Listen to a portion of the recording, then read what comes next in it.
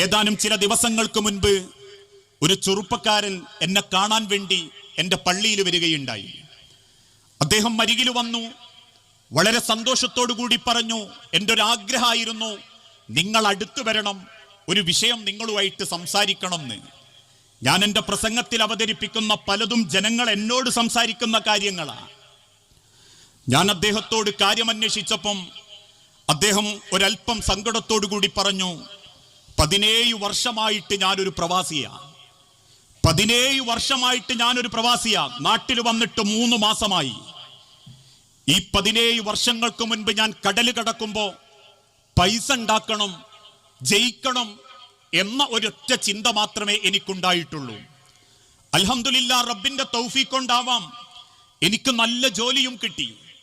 ആദ്യത്തെ 1-2 കൊല്ലത്തെ ബുദ്ധിമുട്ടുകളൊക്കെ നീങ്ങി തരക്കേടില്ലാത്ത സാമ്പത്തിക സ്ഥിതിയൊക്കെ ആയി അത്യാവശ്യം നല്ല ശമ്പളം കിട്ടിത്തുടങ്ങിയപ്പോ ഞാൻ എൻ്റെ ഭാര്യനോട് പറഞ്ഞു, ആകെയുള്ള ഒരു കുഞ്ഞനെയും കൂട്ടിയിട്ട് ഗൾഫിലേക്ക് വരാൻ, എൻ്റെ അടുത്ത് താമസിക്കാൻ.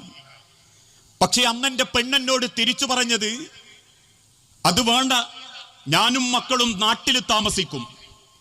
നമ്മളെ മക്കള് ഈ നാട്ടിലുള്ള മനുഷ്യരെ കണ്ട് ജീവിക്കട്ടെ, അവന്റെ വല്യപ്പനെയും വല്യമ്മയും ഒക്കെ കണ്ടിട്ട് ജീവിക്കട്ടെ, അവനവന്റെ മൂത്താപ്പനെയും എളാപ്പനെയും അവന്റെ ഏട്ടനെയും പെങ്ങളെയും ഒക്കെ കണ്ട് ജീവിക്കട്ടെ. അല്ലാതെ നിങ്ങൾ പറയുന്നതും കേട്ടിട്ട് ഇപ്പൊ ഗൾഫിക്ക് മക്കളെയും കൂട്ടി വന്നാൽ ആ മക്കൾക്ക് പിന്നീട് ഒരു അടച്ചിട്ട റൂമിന്റെ ഉള്ളില് ഒരു പുസ്തക പുഴുക്കൾ മാത്രമായിട്ട് ജീവിക്കേണ്ടി വരും എന്നെന്റെ ഭാര്യ എന്നോട് പറഞ്ഞപ്പോ, എന്റെ 3 മക്കളുണ്ടായ സമയത്തും ഞാൻ ആ ആവശ്യം വെച്ചപ്പോ ഇതേ മറുപടി അവൾ പറഞ്ഞപ്പം അന്ന് അവളോട് എനിക്ക് വലിയ ദേഷ്യമായിരുന്നു. ആ ചെറുപ്പക്കാരൻ പറയാ, എനിക്ക് വല്ലാത്ത ദേഷ്യമായിരുന്നു അവളോട്. പക്ഷേ എന്റെ വാപ്പനെ ഇമ്മനെയൊക്കെ ഓള് കുണ്ടടക്കുന്നത് കണ്ടപ്പം ഞാൻ പിന്നെയൊന്നും ചിന്തിച്ചില്ല. എന്റെ നാട്ടിലുള്ള മറ്റൊരാളെ പറ്റിയും ഞാൻ ചിന്തിച്ചിട്ടില്ല. എന്റെ അനിയന്മാര് അവര് പഠിച്ച് ജോലി ഏതോ വാങ്ങട്ടെ, അവർക്ക് വേണ്ടി ഞാൻ മെനക്കെട്ടിട്ടില്ല. ഇടയ്ക്കൊരിക്കൽ എൻ്റെ ഉമ്മ പറഞ്ഞു, അനിയനൊന്ന് ഗൾഫിക്ക് കൊണ്ടുപോകണം, എന്തെങ്കിലുമൊക്കെ ഒന്ന് കിട്ടുകയാണെങ്കിൽ ഈ നോക്കണേന്ന് പറഞ്ഞു. പക്ഷേ ഞാൻ ചിന്തിച്ചു, അങ്ങനെ വേറൊരാൾക്ക് വേണ്ടിയിട്ടൊരു ത്യാഗം ചെയ്യാനൊന്നും എനിക്ക് താല്പര്യമല്ലായിരുന്നു. ഞാൻ, എന്റെ കുടുംബം, എന്റെ പൈസ, എന്റെ മക്കള്, ഇത് മാത്രമായിരുന്നു ഉസ്താദ് എന്റെ മനസ്സിൽ. അതുകൊണ്ട് തന്നെ ഞാൻ അങ്ങനെ ആസ്വദിച്ച് ജീവിക്കുമ്പോ ഭാര്യ എന്നോടൊരു നിർദ്ദേശം വെച്ചു, ഞങ്ങളെ ഗൾഫിക്ക് കൊണ്ടുപോകുന്നതിന് പകരം 6 മാസത്തിലൊരിക്കൽ നിങ്ങൾ നാട്ടിൽ വന്നാൽ മതി. അങ്ങനെ 6 മാസത്തിലൊരിക്കൽ നാട്ടിൽ വരും. 17 വർഷം ഞാൻ വിദേശത്ത് എൻ്റെ ഏറ്റവും മനോഹരമായ ജീവിതം ജീവിച്ചു. ഇക്കഴിഞ്ഞ 3 മാസങ്ങൾക്ക് മുൻപ് എൻ്റെ ജോലി നഷ്ടപ്പെട്ടു. 5 നയാ പൈസ കയ്യിലില്ലാതെ 4 മാസത്തോളം ഞാൻ ഗൾഫിലൂടെ അലയേണ്ടി വന്നു.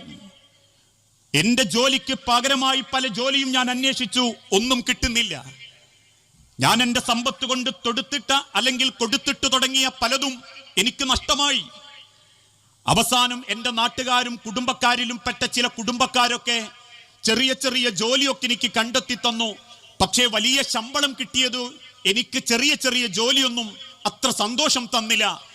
അവസാനം എന്നൊരാളും കുറ്റപ്പെടുത്താതിരുന്നപ്പോ ഞാൻ അവിടുന്ന് തിരിച്ച് നാട്ടിലേക്ക് വിമാനം കയറി. ഞാനിപ്പം നാട്ടിലെത്തിയിട്ട് 3 മാസമായി. ഒരിക്കൽ പോലും എൻ്റെ വാപ്പ എന്നോട് മുഖം കറുത്ത് സംസാരിച്ചിട്ടില്ല. എൻ്റെ അനിയന്മാരെന്നോട് സംസാരിച്ചിട്ടില്ല.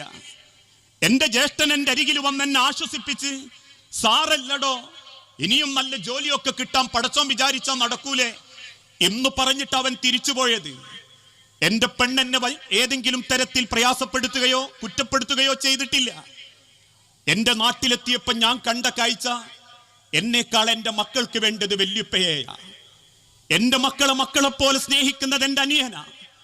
ഓരോ യാത്ര കഴിഞ്ഞ് തിരിച്ചു വരുമ്പോഴും കയ്യിലുള്ള ചെറിയ സിപ്പപ്പിന്റെ കവറുകൾ പോലും എൻ്റെ മക്കളുടെ കയ്യിലേക്ക് കൊടുക്കുമ്പോ ആ സിപ്പപ്പും വാങ്ങി ആഹ്ലാദത്തോടെ അവരകത്തേക്ക് കയറുമ്പോ ആ കുടുംബത്തോടൊപ്പം 3 മാസം ജീവിച്ചതിനിടയിൽ ഒരിക്കൽ പോലും എൻ്റെ ഏതെങ്കിലും ഒരു കുടുംബക്കാരനോ നാട്ടുകാരനോ ജോലി നഷ്ടപ്പെട്ടു വന്നവന്റെ ഒരു നോട്ടം പോലും എൻ്റെ നേരെ നോക്കാതെ എന്നെ ആശ്വസിപ്പിക്കാനും എന്നോട് സംസാരിക്കാനും കാണിച്ച മര്യാദ കണ്ടപ്പം അന്ന് എനിക്ക് ബോധ്യപ്പെട്ടു, പണത്തേക്കാൾ കുടുംബമാണ് മനുഷ്യരെ സമാധാനം.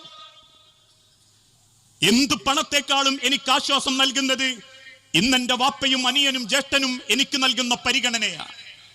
ആ പരിഗണന കാണുമ്പോൾ ഞാൻ ചിന്തിച്ചു പോയത്, 17 കൊല്ലം ഒന്നും മനസ്സറിഞ്ഞ് അവരെ സ്നേഹിക്കാൻ എനിക്ക് പറ്റിയിട്ടില്ലല്ലോ എന്ന കുറ്റബോധമാ. അതുകൊണ്ട് താങ്കള് ഇനി എവിടെ പ്രസംഗിക്കുകയാണെങ്കിലും എന്റെ അനുഭവം വേണമെങ്കിൽ പറഞ്ഞോളൂ. കുടുംബമാണ് റബ്ബ് നൽകുന്ന ഏറ്റവും മനോഹരമായ ദുനിയാവിലെ അനുഗ്രഹം എന്നെന്റെ ജനങ്ങൾക്ക് താങ്കളൊന്ന് ബോധ്യപ്പെടുത്തി കൊടുക്കണം. സഹോദരങ്ങളെ, ആ ബന്ധം ചേരുന്നതും ചേർക്കുന്നതും വിശ്വാസത്തിന്റെ ഭാഗമാണ്.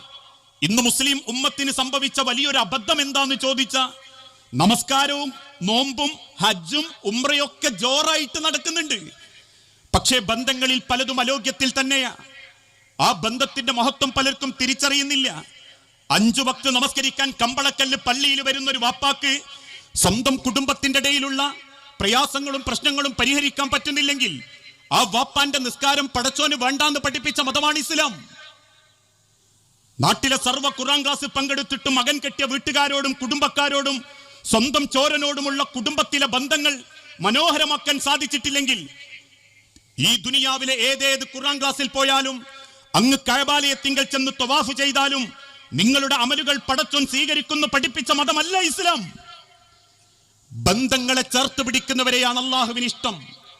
ബന്ധങ്ങൾ തകർക്കുന്നവരെ ഒരു കാലഘട്ടത്തിലും അല്ലാഹു തആല ഇഷ്ടപ്പെടുന്നില്ല. അതുകൊണ്ട് മഹാനായ പ്രവാചകൻ സല്ലല്ലാഹു അലൈഹി വസല്ലം ഒരിക്കൽ പഠിപ്പിച്ചതും, മൻ കാന യുഅ്മിനു ബില്ലാഹി വൽ യൗമിൽ ആഖിർ, ആരെങ്കിലും പരലോകത്തിലും അന്ത്യദിനത്തിലും വിശ്വസിക്കുന്നുണ്ടെങ്കിൽ, അവൻ വിശ്വാസിയാണെങ്കിൽ, ഫൽയുക്രിം വൈഫഹു, അവന്റെ അതിഥിയെ അവൻ ആദരിക്കട്ടെ.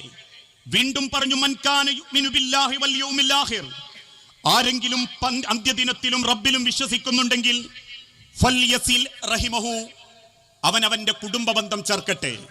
അപ്പം പരലോകത്തും ദുനിയാവിലും വിശ്വസിക്കുന്നവർ, മരണാനന്തര ലോകത്തും റബ്ബിലും വിശ്വസിക്കുന്നവർ, അവരെ വിശ്വാസത്തിന്റെ ഒരു ക്വാളിറ്റിയാ ബന്ധം ചേരൽ, കുടുംബം ചേർക്കൽ, ബന്ധങ്ങളെ മനോഹരമായി കൊണ്ടു നടക്കൽ. നാളെ റബ്ബിന്റെ കോടതിയിലെത്തുമ്പം സമാധാനത്തോടുകൂടി പടച്ച റബ്ബിന്റെ സ്വർഗത്തിൽ പ്രവേശിക്കാൻ എന്ത് ചെയ്യണമെന്ന അള്ളാഹുവിന്റെ ഹബീബായ നബി തങ്ങൾ പഠിപ്പിച്ച്, 5 വക്ത് നിസ്കാരത്തിന്റെ നെറ്റിത്താഴത്തിലെ കറുത്ത തഴമ്പുമായിട്ട് പടച്ചോനെ കാണാൻ ചെന്നാ മതിയെന്നല്ല, ഉള്ളതെല്ലാം വിറ്റുപറുക്കി 80,000 മുടക്കി നാട്ടിലുള്ള ഒരു അമീറിന്റെ കൂടെ കഅബ തവാഫ് ചെയ്ത് ഉംറ ചെയ്ത് മൊട്ടയടിച്ച് വന്നാ മതിയെന്നല്ല. മറിച്ച് അള്ളാഹുവിന്റെ സ്വർഗത്തിലേക്ക് നിങ്ങൾക്ക് നിർഭയത്വത്തോടുകൂടി കയറാൻ സാധിക്കണമെങ്കിൽ, യാ അയ്യുഹന്നാസ് അഫ്ശുസ് സലാം, നിങ്ങൾ പരസ്പരം സലാം വർദ്ധിപ്പിക്കണമെന്ന് പഠിപ്പിച്ചതോടൊപ്പം വസിലുർ റഹീം, നിങ്ങൾ കുടുംബ ബന്ധം ചേർക്കണമെന്നും, തീർച്ചയായും അങ്ങനെ ചേർക്കുന്നവർക്ക് തദ്ഖുലുൽ ജന്നത ബിസലാം, സമാധാനത്തോടുകൂടി പടച്ചോന്റെ സ്വർഗത്ത് കയറാൻ സാധിക്കുകയുള്ളൂ എന്ന് ഹബീബുന പ്രവാചകൻ സല്ലല്ലാഹു അലൈഹി വസല്ലമ ഓർമ്മപ്പെടുത്തി.